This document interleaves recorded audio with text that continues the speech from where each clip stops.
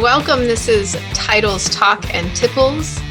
I'm Jude Matulich-Hall, your host, and with me tonight is Patrick Greene, the author of the Haunted Hollow Chronicles, PROGENY, and The Crimson Calling. Welcome, Patrick. Thank you for joining me tonight. I'm glad to be here. So we're in our corpse paint. Look fantastic. Damn right. My neighbor Audrey Brennan, she did this up for me. She did it really well. I'm kind of happy with it. I'm thinking of maybe slathering my face with super glue and making this permanent look for me. There you go. So what are we drinking tonight? Zinfandel. Vampire teeth floating in it. Oh, good Lord. That's fucking sweet. Yeah, just threw them in instead of wearing them. Yeah. Well, I tried hooking them to the side of the glass because I've seen it in like advertisements. And I'm like, There's no way. As soon as you start drinking, they're falling into your face. And then when you put the glass down, they're falling off. I'm like, it's like super glued to the glasses or something in those ads. So I just threw them in the glass. I'll just break down real quick how I made vampire teeth as a first and second grader. Just basically took a piece of paper and folded it in half and drew one tooth plus, halfway over. Cut it out, put tape over it. It was laminated, stuck it up in there, walked around like that all day. Everybody fucking hated me. It was awesome. That's awesome. We used to use glue, like the Elmer's glue. And how if you spread it out, it's kind of clearish. And we would cut that off, and it tasted awful. It's not possible. That's the main thing. Yeah, we had fangs. That was all that mattered. Right on. So our writing topic is basically what it was like to write and keep writing during the COVID pandemic, which we're still kind of going through, but at least things have opened up again. How did you feel? Yeah, I'm going to have to, now that we have the Delta variant, I guess I'm going to have to mask up again. Yeah. But I had some foresight, so I bought some cool horror masks, Jason, Michael, etc. Nice. And everybody kind of likes them. So that's what I'm going to be doing. I was stuck here at my house, and it's kind of hard to write at my house. I got used to it, but it's not been easy. I haven't put in the hours that I usually do. Mm-hmm. I had a job that was an overnight security type job, and it's just perfect at a hotel where I could, I could sit down and write. If anything came up, they called me, and I went and I took care of it because it was a security job. But really, it was just pure writing for me, and that was perfect. Either way you look at it, I'm getting paid for writing. Right. So no thanks. Getting paid for writing, what a concept. Crazy. Hopefully soon. But it's not. I mean, I'm just about to be published, so it's not like I haven't. So no. I looked at your website. That's pretty intriguing. Maybe we should be talking about you instead of me. That's pretty awesome. Oh, well, we can talk about everything if we want to. Thank you. Maybe one day I'll be, technologically adept, and I can have a podcast too, just like you, my hero. Aw, thank you. And we'll talk about all your stuff. How about that? What's funny is I never did all this stuff. And then it was COVID that forced it because my job, I had to go home for it. They sent us all home with laptops and phones and said, do your job from home. Yeah, but I work for a state clinic, a behavioral health clinic. And I personally work with a chronic pain clinic. And I'm a yoga therapist. So I was literally, for the last year and a half, I've been teaching people yoga for pain like this, which is very difficult because, it's like I can't see anything but from here up, and I'm trying to get them to be moving their body and Sure. stuff. So it was interesting for sure. No, I saw that you taught yoga, and I've only taken it up during this period of COVID, That's great. because I've got some physical issues myself with my hips and whatnot after years of martial arts and weightlifting. Oh yeah. But it, I kind of, it's not that it's not that it's really that funny, because I know horror people are always kind of sympathetic, sensitive, but the idea of being able to teach others a healing path, yoga, meditation, whatever, it's really, it's top notch. It's really meaningful and beautiful to me. Yeah, I love it. I've been doing it for a long time. I got a little burnt out, but I owned a studio, and and I was teaching like 15 classes a week. So for years. And so that burnt me out. But then I closed well, you don't know, but I closed my studio, and and that's when I started writing, was when I closed my studio. Oh yeah. Wow. Yeah. Yeah. I had time. Exactly. Opportunities present themselves, and Right. really, what else can you do? Yeah, exactly. Yeah. So you ended up writing at home. And what are you working on right now? My current project is, well, I'm tentatively calling it entities, oddities, and absurdities. Ooh, I like that. Thank you. What it is, I've taken some of I've listened to a lot of paranormal accounts, people who relate their experiences with ghosts or UFOs or cryptids, whatever. So I've kind of taken that and using it as a jumping off point. I've written some short stories, which kind of hopefully capture, the mystery and the magic and the just the weirdness of what it is, what it's like to experience something that no one else has ever experienced and probably never will. Yeah. And I just, using my own kind of aesthetic, I guess, I've used that as a way to explore these mysteries, fictionalize them in a way, and just present them as short stories that are maybe true. You know what I mean? Yeah. Nice. So, are you creating an anthology? Is this a blog, or how are you presenting it to the world? Well, so I'm maybe 12 or 13. 13 is the best number. Yeah. Maybe 13 stories in on this thing. And, I haven't really submitted it to anyone or talked to anyone about it until now. Oh, thank you. I feel very special. Thank you. Yeah, no doubt. So, and our circles that we run in will know in about 2 weeks when this gets posted. So, if you want me to edit it out for any reason, just let me know. No, I want everybody to know, because I think it'll be, writing fiction is great. I love it, and I'll continue to do it forever. And this is still fiction in a way, but I'm writing about experiences that have traumatized and affected people and changed them. Yeah. It's hard to say. Did it really happen? Did they imagine it? Are they faking it? You look at that and you can't really, until you walk a mile in their shoes, you can't really say. Yeah. So,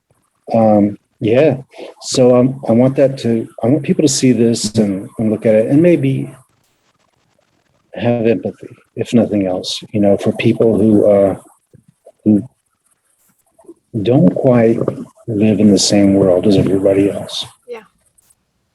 I think people like that have something to offer. There's always been people like that, Yeah. And I think that with our awareness and we're not sticking them away, and mostly we're not, locking them away in some, hidden building somewhere, that they're out and about in society. And I definitely think they have something to teach us. I mean, I work with people that are definitely not living in the same plane of existence as we are, and they can be pretty amazing. And Sure. and I think there are levels too in between. And who's to say if they're just in touch with something else beyond, who's to say that they're not seeing those things for real and hearing, Yeah. Even if it's all in their heads, right. their heads are a world, and Yes. it's fucking fascinating. And it's real to them. So Yes. And we need to be sympathetic towards people who don't have the same experiences as us. absolutely. So I guess that's really what I'm aiming for. It's fascinating to me. It's interesting, but moreover, it's a way of connecting us all. Yeah. I really like that. Thank you for doing that. I'm glad. I hope, I hope it goes really well for you. Yeah, I hope everybody likes it. Yeah. I'll like it. There's one. That's good. That's There you enough. go. That's all it takes to start it. So I want to give you a quiz, if that's okay. It's a new thing. When we were first talking about you being on the show, you didn't know about this quiz because I didn't know about it either. And it happened by accident that I take lines from your books and I tell you the line, and you have to try to name the book that the line came from. This should be fun. Yeah. Yeah. So there is no win or lose. There's only winning, Sure about that. I'm not keeping score. Okay. Maybe I will. I got a notebook here. So. Don't cheat. No, I think it'd be really hard to, it'd be really obvious if you were thumbing through your own book. Yeah, right. I'll be like, hold on a second. Yeah. I'm thinking. Okay, so let's see which one I want to do. He rubbed the back of his neck, his hand coming away damp, but there was no sting of sunburn, and for that he prayed his gratitude, if absently, as he did for every little thing. Oh my gosh, I was just looking at this.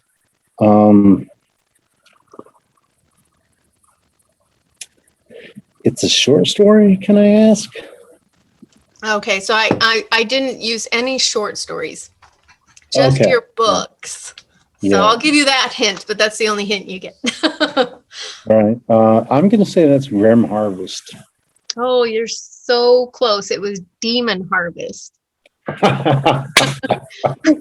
Nice. Okay. So you were close. Yeah, I almost got there. Yeah, I was within one book, right? Yeah. Let's give that a half point. Can you? There you go. Yeah. All right. She wanted to get lost in the forest and its sounds and sights, to become nobody or even nothing. She had a thick skin to shed, deep wounds to nurse, and it was going to take time. I'm pretty sure that's Crimson Calling. Yep. Ding, ding, ding. Yeah. Yeah. All right. $1,000, right? There you go. All right.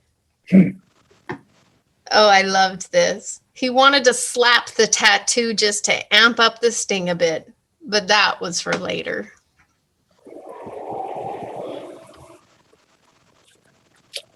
I don't have any tattoos. Isn't that weird? Oh, that is. I expected that you would. Yeah, maybe I don't know why. It's like you're into right here in my head. stuff and horror stuff. You gotta have tattoos, but it's not. Everybody's different. Yeah, I don't know. It seems like something that has become. I mean, I see beautiful tattoos and I love them, But I wonder how much are we paying attention to them anymore? Yeah. And they're expensive. Yeah, So yeah. expensive. So that is Grim Harvest, isn't it? That is, yes. Grim Harvest. Yep. Yeah. Yeah, baby. Right on. And you know, it's funny because you don't have tattoos, so you might not know this. But what I learned is when the tattoo starts itching, you're not supposed to scratch, you're supposed to slap it. Oh, So I don't, yeah. no, So I did not know that. person You know, wanting to slap another person's tattoo. yeah, well, it can be sexy, I suppose. Yeah, maybe. I used to train in catch wrestling, which is a type of wrestling in which you apply submission holds, which differentiates it from high school or Greco-Roman or college wrestling. Mm-hmm. And there was a guy that had a sleeve, he had a full sleeve, and he would come in and train and wrestle and get his arms all, he would get scraped and grind, whichever is appropriate. And, take bits of his tattoo off, and he didn't seem to mind at all. I guess he thought that, that it added to the uniqueness thereof. Oh, interesting. Yeah. I know so many people, and me too. I mean, it's been a couple years since I got one. I mean, of course, with COVID, we weren't getting one, but I'm not getting even tattoos every year. It's like I might get a tattoo every 5 years, which I'd love to get more, but yeah.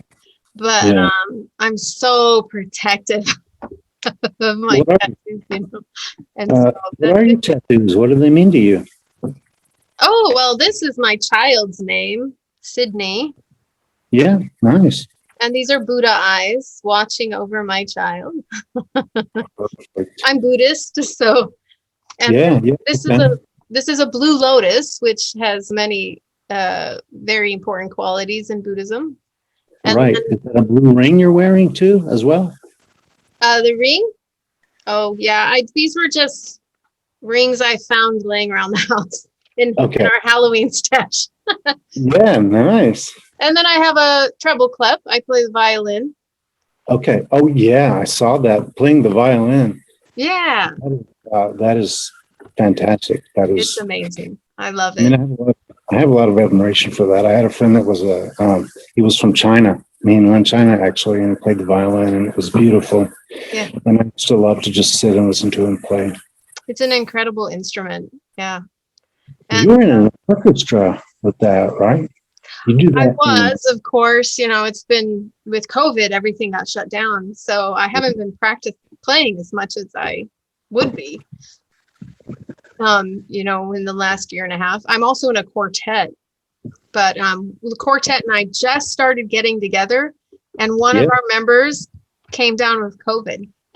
Oh, just this last week. And it's like, were you around us after you were? I mean, three of us are vaccinated. The person that was not vaccinated got COVID. Of course, and that's terrifying. It is. It's terrifying. And he was waiting. He was just waiting. He wasn't against the vaccine. He was just waiting because he wanted to see. I guess he wanted to see the effects that it was having on people because of all the fear surrounding it. And it's so. He's fine right now. He and his mother got it first. She was a nurse, and then he got it. And they're okay right now. So. Well, I have friends in a metal band called Rip Haven, and they just lost their bassist to COVID. So it is very real, and it is very deadly. And I really wish people, I really hope, rather, people will take it seriously and consider the vaccine. Yeah. That's all I can ask. How old was the bassist? Well, he was in his 50s, maybe 57, I think. He was a big guy,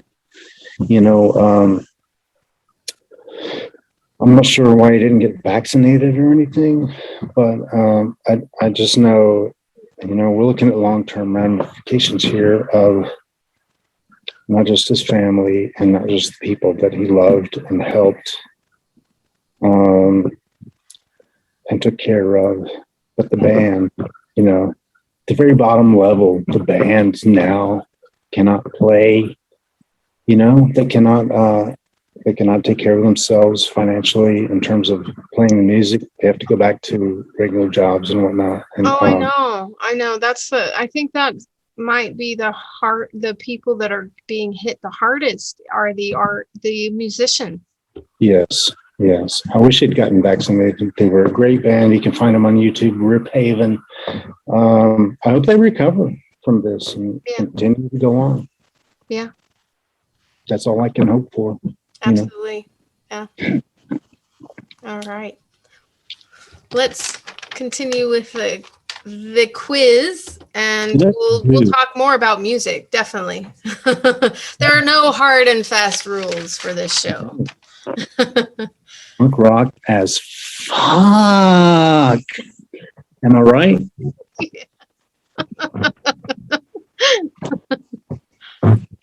All right, where was I? I liked this one.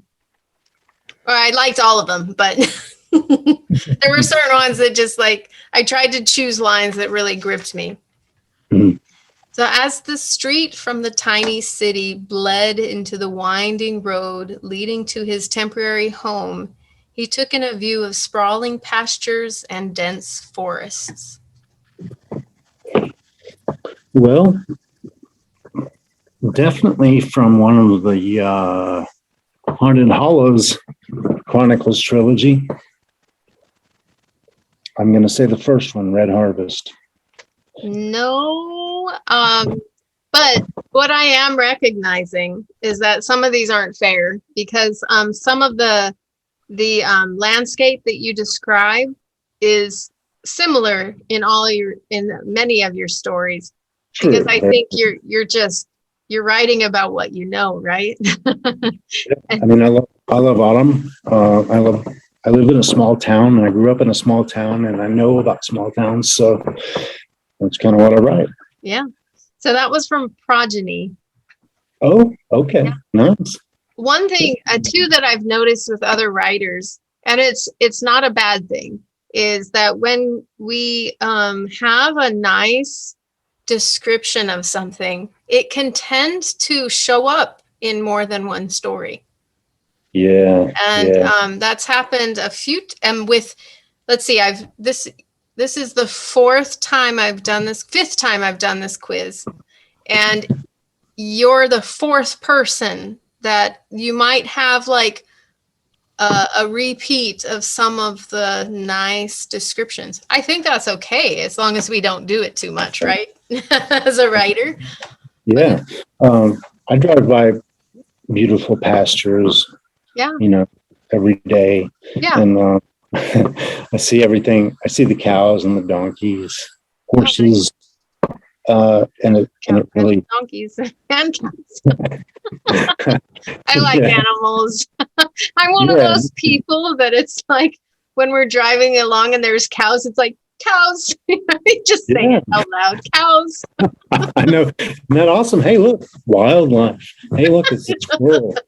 I'm the same, and we have bears. We have bears around here, and we're all like, hey, look, it's awesome. Yeah. It's beautiful and cute. Cub bears. Let's go inside before we get killed. Yeah. We don't have things with teeth per se. Oh, yeah. Here we have, of course, raccoons. I think everybody has raccoons. But we also have very friendly deer. It's pretty startling when you walk out to a buck with antlers, and that stand taller than you. And they're just standing there and they just kind of look at you. It's like, you could gore me to death if you wanted to, but you just want me to bring you an apple. Okay. And so there's this that's so beautiful. Yeah, I agree. It is incredible. Deers, I think it was the movie The Ring 2, maybe. Oh, Not a great movie. This is of course the American sequel, not the Japanese sequel. But there's a scene where the car of our protagonist is surrounded by deer, and I think it's probably the only decent scene in the movie. It's not a great movie, but actually that movie is set in Asheville. I was gonna say that movie was filmed where I live. Oh, That nice. was the best part of the movie. Yeah, it was. It was really pretty much the only thing that I remember. Yeah. Strongly. Yeah, and my husband worked at the Colombian Cafe, and he served Naomi Watts, and I can't remember the guy's name. He's a great actor too. I love his. Yeah. Oh shoot, I can't remember his real name. But he had a great TV show where he was like The Mentalist. Simon Baker. Oh. I guess he's what you call a hottie. I don't know. That's I have to agree. He's a hottie. Yeah. And you know what? Naomi Watts and Simon Baker are beautiful in real life too. And so my husband, they went to the restaurant my husband cooked at while they were here in town, and they were so nice. Oh, amazing. Yeah, they were really cool people. And we were a little starstruck, but everybody kept their cool. So it was really comfortable, and it was pretty cool. So it's really cool because I worked in the Colombian Theater, which is this really awesome theater we have in town. It's a small theater, and it's an old theater, but up in the balcony, we serve beer and wine. And it's just such a cool little old place. And then we showed The Ring 2 after it was filmed and everything, and it was a big deal. So I saw that movie at least 3 times when I worked there. But that was the best part, was just they really stayed true to Astoria, which was really special. So yeah, that was J horror is not, it's so far removed from what we do here. And yet it's so creepy, and it gets under your skin, and it's really, I have a love affair going on with that. Yeah. I don't mind creepy. I love creepy. Sure. I don't like a lot of gore. A little bit of blood is okay. You can get a little graphic, but if it I can't explain what overboard is. I just know when I read it. And so I want to be able to sleep at night. I'm pretty good at that. I was watching some horror stuff recently, and I was going to bed, and I was like, that just weird feeling, that electricity when your adrenaline has just gone a little tweaked from watching horror, and it's like something's gonna grab my ankle from under my bed, just that weird feel like someone's watching over your shoulder. And I was like, okay, you know what, I'm tired, I'm going to bed, and I'm going to sleep. And I didn't have any nightmares. I thought that was pretty cool, just talking myself into a logical state of mind before going to bed. Well, you know what I think is that good horror sort of does your nightmares for you, if you have nightmares from it, that's one thing, but it's also kind of taking that out of your head and making you look a little bit and making you deal with it, That's a good point. I really like that. Yeah. So watching horror takes it out of your head and exactly. And it's like metal. I know we're not into music yet, but metal and punk rock is, for me, it's always been something that helps me deal with my feelings at their most extreme. You know what I mean? Whether it's depression or anger, or even being in love. These are things that are addressed by extreme rock, and I don't think enough people appreciate that. Yeah. have a couple more of the quiz, and let's finish the quiz, and then we'll delve into that, because that's definitely a conversation that I want to get into. I will kick that quiz's ass. Yes, and you already have. So you've gotten 1, 2, 3.5 correct. Okay. Not perfect, but I only have one more, so let me double check, but I think, yeah, one more. sweet. I left the creepiest for last. Oh, nice. His face was white as if bleached. Then there was the blood. Streams of it ran down gaunt cheeks to cracked, smiling lips from the staples that had held the mask on.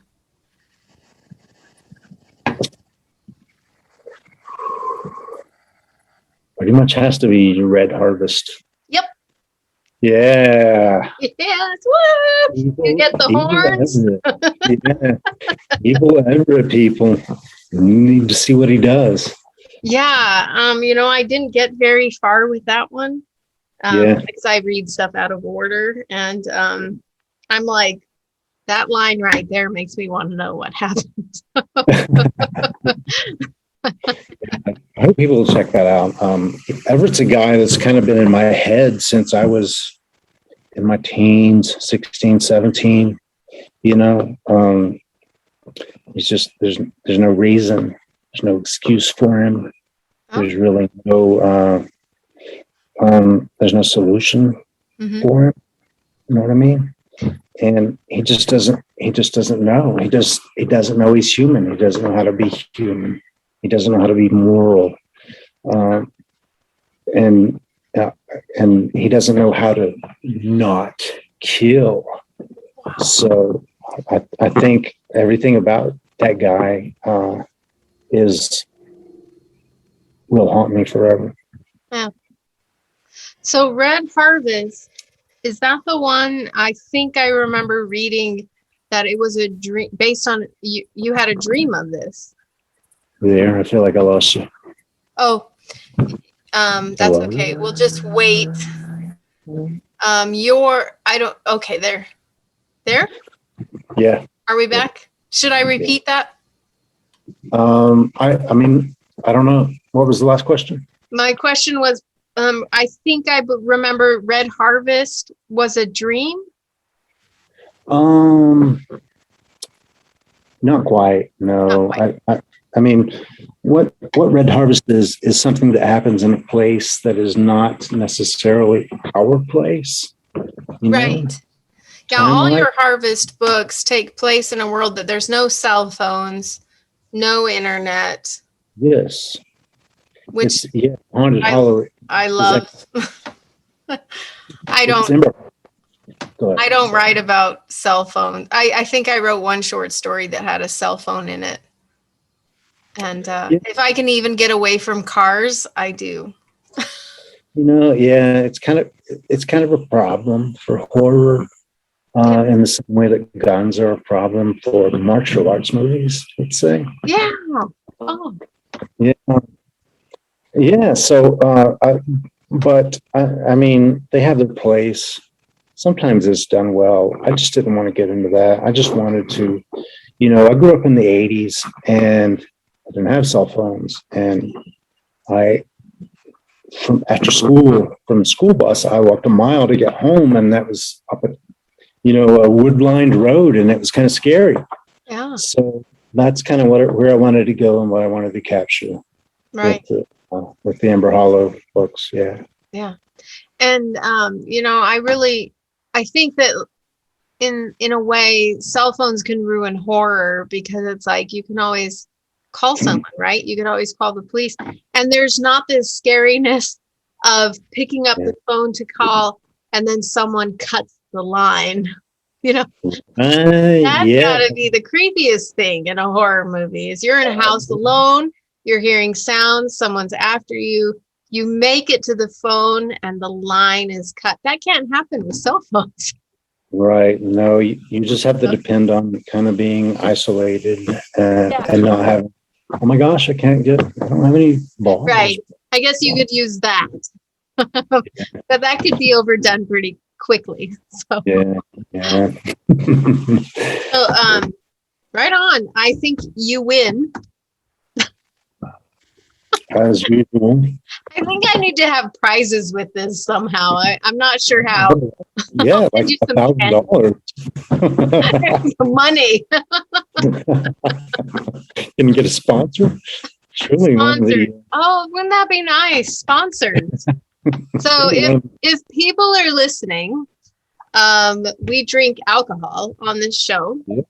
And it would be awesome if we could get some sponsors of businesses that make alcohol and we could advertise for you. Looking at you Friday the 13th, guys. All right. I'm Yeah. gonna take it any further than that. Yeah, it'd be great. Yeah. One day, right? Final girls. Yeah. Come on. All right. So we haven't really we've talked about your writing, and we talked about a little about writing during COVID. So scary. Sorry. Go ahead. That's okay. And so did you want to say anything else about your writing experience during COVID? Well, I think we've frozen again, so I can always edit those moments out. All right. Was there anything else you wanted to share about your experience as a writer during COVID? Wow. It's a weird thing. I don't want to always come off cynical and negative, but it was a hardship. It really did change. It really did change how my habits and how I was able to get into the groove, etc. I was driving to like playgrounds, parks and stuff, and just trying to write there, getting run off. And you get run off, and then it's not that I can't write at home. Mm-hmm. It's just I can't get into that zone. You know what I mean? Those 2, 3, 4, 5 hours that you really need. Yeah. So it definitely limited my output. Let's put it that way. Yeah, I was so glad when libraries started opening up, especially my gym opened up, and I was able to use the lobby. Barnes and Nobles, thank you, Barnes and Nobles. You've helped me knock out quite a few short stories. So this COVID-19 thing has been tough. It's been scary. It's been tough, yeah. Yeah, it's been terrifying, and we need to put them into it. We really do. I'm not trying to preach. I'm not trying to make a message here, but I can't keep living like this, people. Right. Yeah, and I think caring for your neighbors and caring for yourself and doing what it takes to take care of your community is not political, so it is allowed on this show. Okay, sweet, good. Yeah, because that's all I want to do. Yeah. I hate the thought that I could somehow spread, oh my God, this or anything else to someone that causes them to die. That's profoundly disturbing to me. Yes. Yeah. Oh yeah. My mother will not get the vaccine.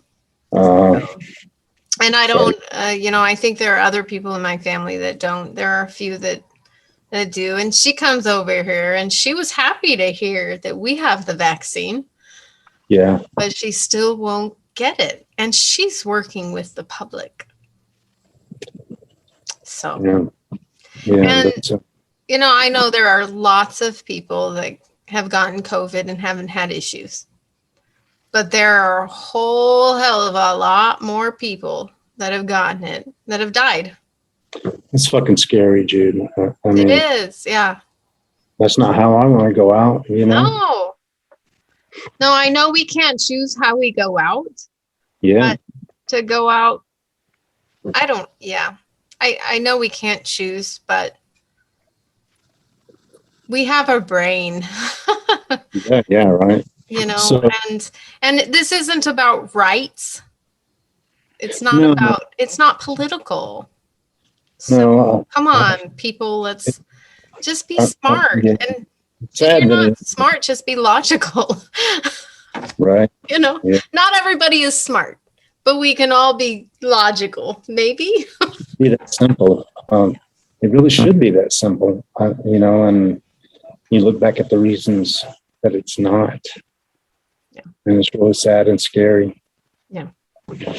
So that tapestry is great behind you. Yeah, you like that? I do. Yeah. I got And that just for your it's a show. good size too. That's great. I'm just gonna leave it up. Nice. Yeah.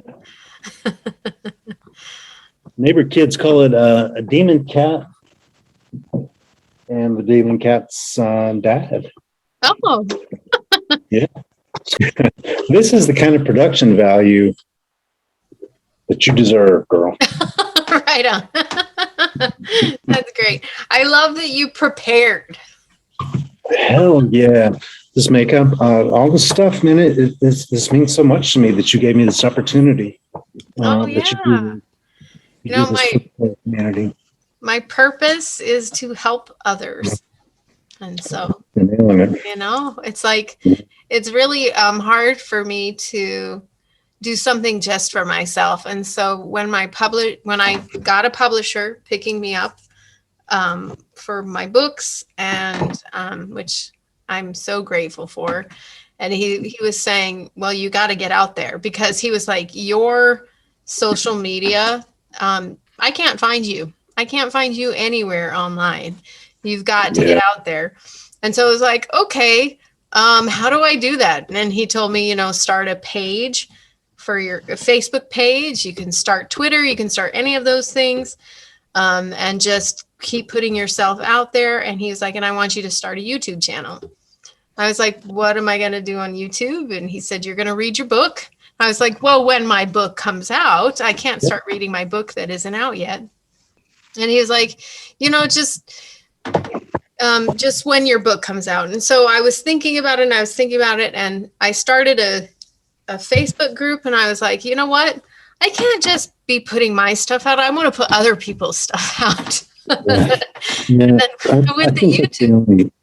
That's the only meaningful way to do this is we all take care of each other. Yeah. Yeah. We can't do it alone. Yeah. Right. And so I was like, you know what? I'm just going to start a group, and I'm going to help other people promote themselves, and I'm going to start a show, and I'm going to help other people promote themselves. And my face is in it. Here we are. Here's my name. Hey, so White Cat Publishing is your company? Is that right? Yeah, White Cat Publications. Yeah, Oh, little independent company, which I think personally, this is my personal opinion, I think independent publishing is awesome, because I deal with a real person every day. I mean, every week we have a meeting with my publisher, Rick, and it's great. I feel completely taken care of, and and it's independent, right? So when we work with an independent publisher, we're taking care of, even though he's clear across the country from me, you know, it's still a local business. So like, we're not supporting a corporate business. Yeah, right. When we're going with independent publishers. So we might not have the reach that the corporate publishers have, but we're taking care of real people. When our books sell with an independent publisher, we're taking care of a real family.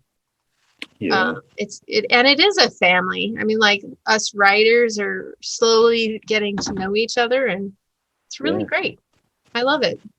I feel cared for. Giving good people something to read Yeah. That's all that matters. Yeah. Yeah. It's wonderful. It's like going to a local cafe. It is kind of, isn't it? A horror cafe.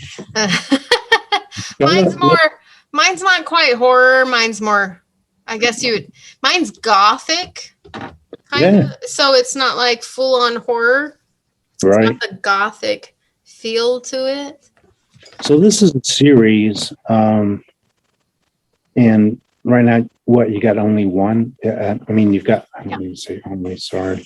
You've got one volume out and you've got how many more coming, do you know? Well, my first one is coming out soon. So it's like, we think, time, it can always change, but he was thinking end of October, September is the Vela, Amazon Vela. So it's going to be released chapter by chapter. So that's a new thing that's come out. Yeah, so, that's cutting. And then the ebook, and then the audiobook, and then we're hoping like October. It'll be I told my publisher, I was like, my book has got to be able to at least be pre-ordered before Halloween. It's called Small Demons. So yeah. And so October, November will be the actual physical copy, which I think every writer loves, right? Yeah. Yeah. To have that book in your hands. Well, I have it in my hand. And so your publisher, I read it. Are you with an independent publisher? I'm with Kensington. Well, I'm with Lyrical, which is an imprint of Kensington, which is New York, which is kind of a big deal, I guess. Michael Hamilton is the publisher who, I guess the word is, discovered me and put the Haunted Hollow Chronicles, which are Red Harvest, Grim Harvest, Demon Harvest, on the map. And she was, I just can't say enough about her. She was awesome. She was the greatest. Yeah. And she believed in me, and she put my work out there. This is New York. Everybody fucking loses their mind over anybody who happens to be in New York. So, and she and I shared an affinity for Robert Bloch's Psycho. Oh. Not just the book, but the movie. We both have, we both have a really strong connection in regards to that work. So that's been, just an amazing experience, and I'm glad I feel amazing that I got to get to that point with her, and I hope I can stay there. Yeah. So I think I sent my book into Kensington, and I got rejected. Or I either got rejected or I didn't hear anything. Oh yeah.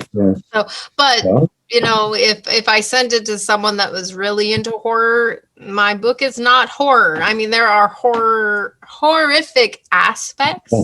Yeah. Because my characters are traveling through hell, but it's definitely not horror. It's more fantasy, but not mainstream fantasy. Yeah, well, if they're in hell, I'm in. I want to read, because kind of the I don't know, a stereotype of hell, or damnation, afterlife, etc. It's all very fascinating to me, and everybody has probably a different idea of what that means, and it's probably pretty scary across the board. Yeah, and for me, I believe, I mean, I played with I play with belief systems in my, some of my writing. And so I believe that hell is a frame of mind. I don't believe it's an actual place. That's my personal opinion. Sure. But I like to dabble and play with the ideas of what these places could really be. And to To me, I just came up with the fact that Satan, which I don't use his name in the book, but he's just doing his job. Yeah, he was assigned to that, actually. Yeah. Like, And so, those other guys. Yeah, no, well, that's fascinating. I really want to read it now. hey, And, it's fun. Yeah. I had such a fun time writing it. And I try to be funny. I hope I'm funny because it's a little bit satirical. Yeah, well, it's a, let's face it, it's kind of a funny topic. It's kind of a funny subject. You know, the idea that there's some guy who's so vindictive that he would put you in your, this is your dad that would put you in your fucking room and set it on fire. And that's all you will ever know. Ever, forever, and you can't change it. Yeah. I have a hard time swallowing that. It's sadistic and it's cruel and it's It's a little mean. Yeah. No, there's no way that's real. So that's a good line. Yeah. You're just being mean. To see. I think it's good to go there. I think it's good to look at other people's ideas of hell. Oh yeah. It's fascinating because afterlife. Yeah. And yeah. Dismiss it or address it as you wish. Yep. Absolutely.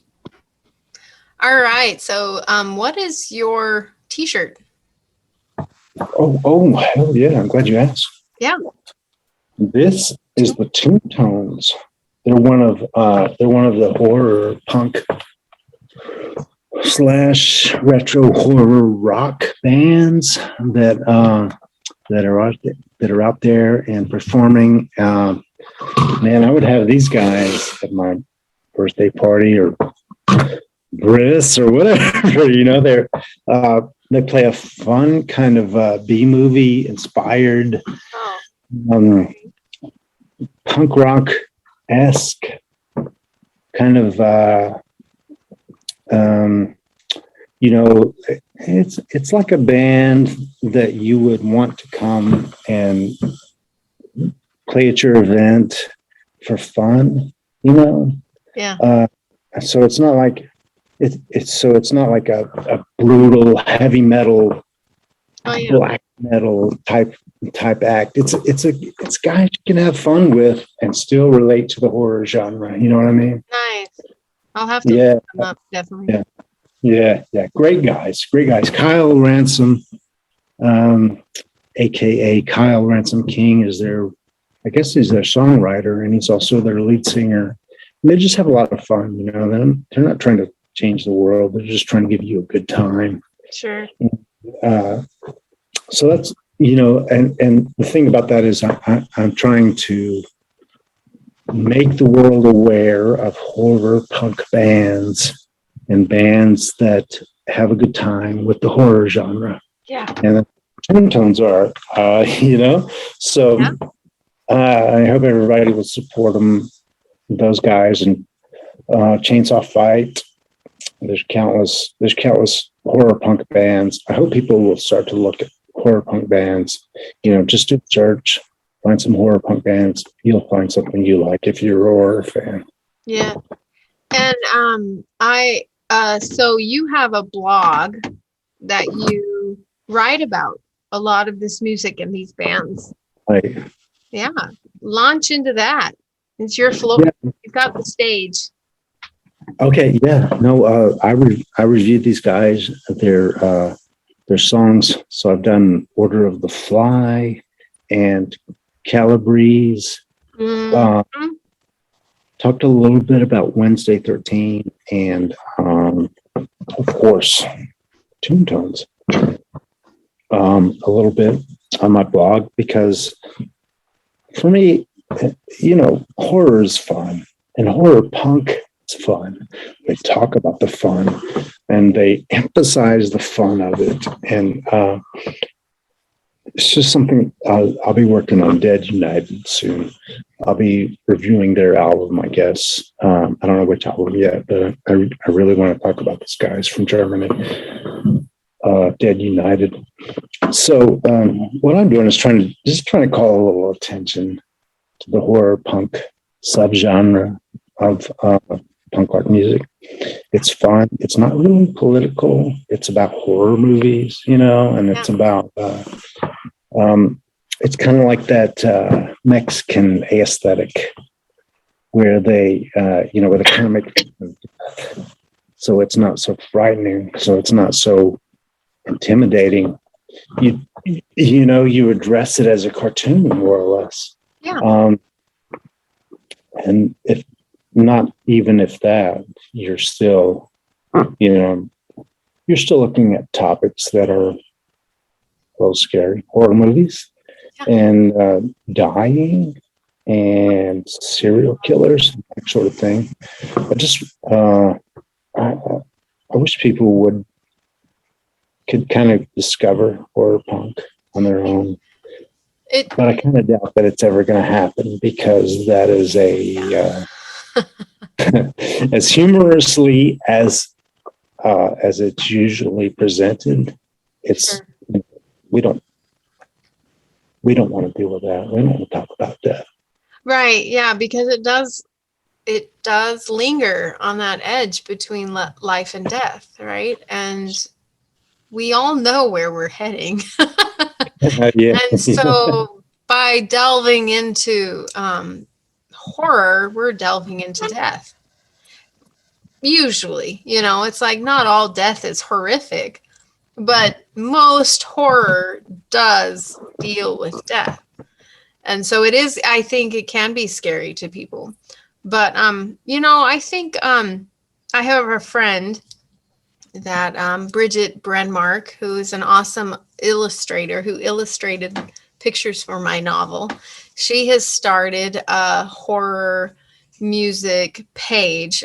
She's designing a whole book for people that are into writing music, and it helps people write music, but there's this horror story that goes along with it.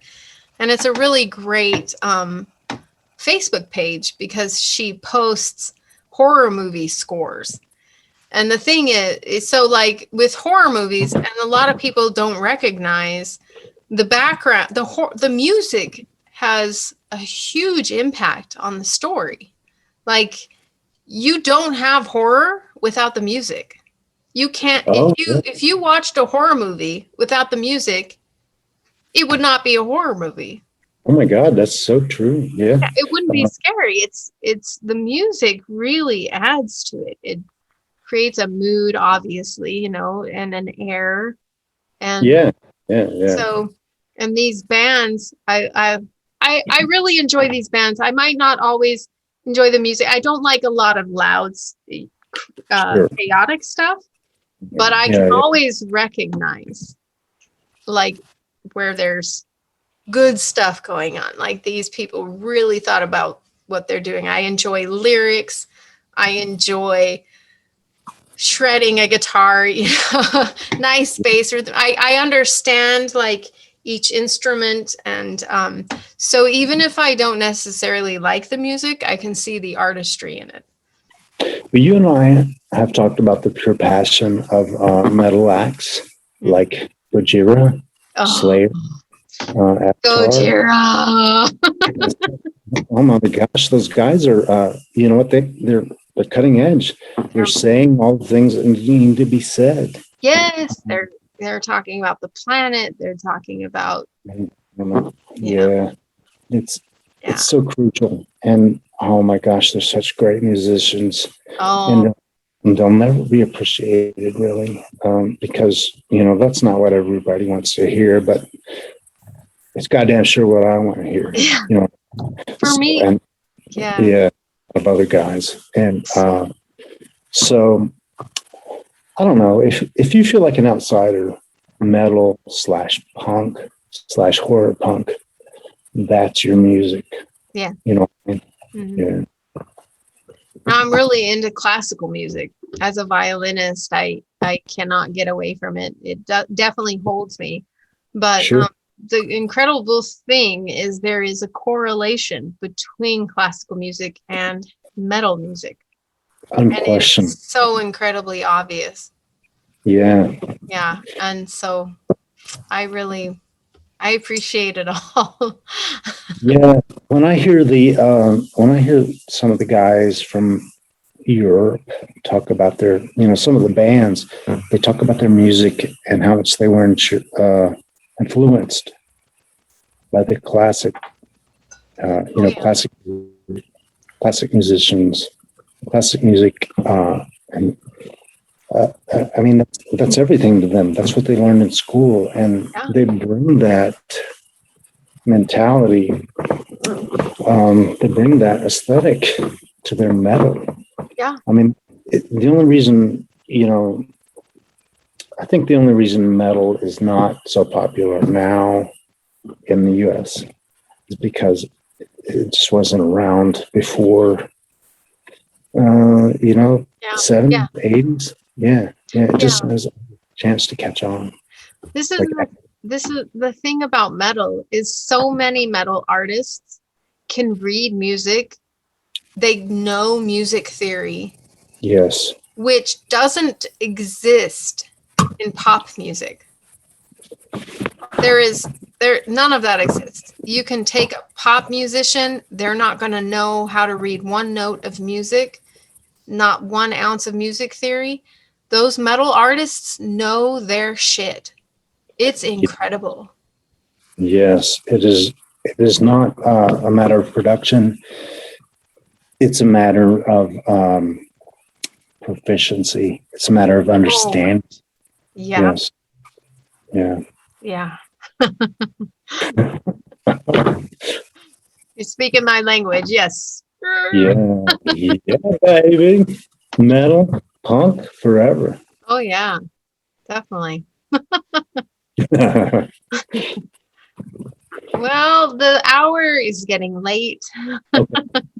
Yeah, it is. I'd love to keep talking. It's just the editing is torture. Well, let's do this. Let's do this shit again sometime. Yeah, definitely. My plan is that anytime you are putting out something new, let me know and we can always do like a recap. And yeah, Yeah. I'm glad we got through all the technical difficulties. For the audience, it took us about an hour and a half.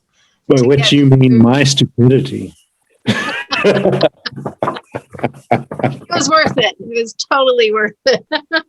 I just want to thank everybody, all the horror folk, metal folk, punk folk out there. Thank you so much for watching us, paying attention. Yeah. And you know what, Patrick, I want you to, plug a novel that you want people to check out.